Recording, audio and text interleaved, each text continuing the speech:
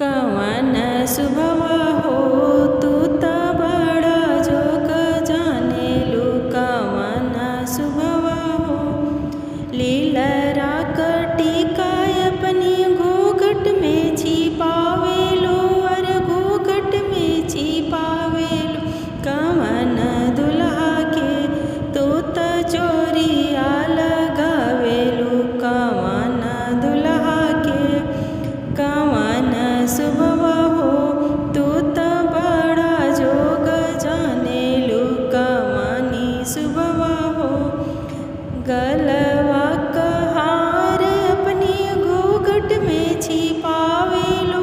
अरे घूंघट में छिपावेलु। कवन दुल्हा के तू त चोरिया लगावेलु।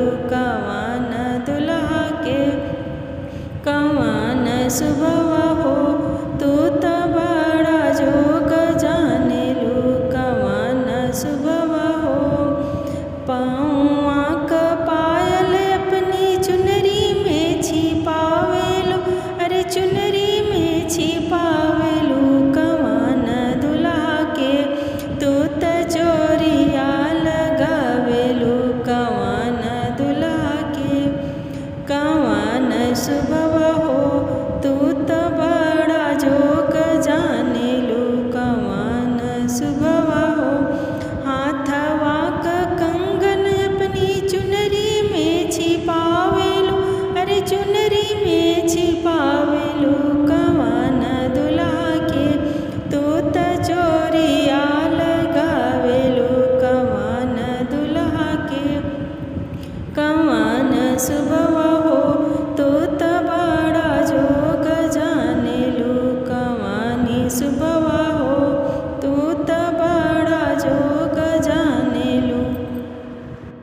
कानवा क झुमका अपनी घूंघट में छिपावेलु। अरे घूंघट में छिपावेलु। कवन दुल्हा के तू त चोरिया लगावेलु। कवनी दुल्हा के कवन सुभवा हो तू त बड़ा जोग जानेलु।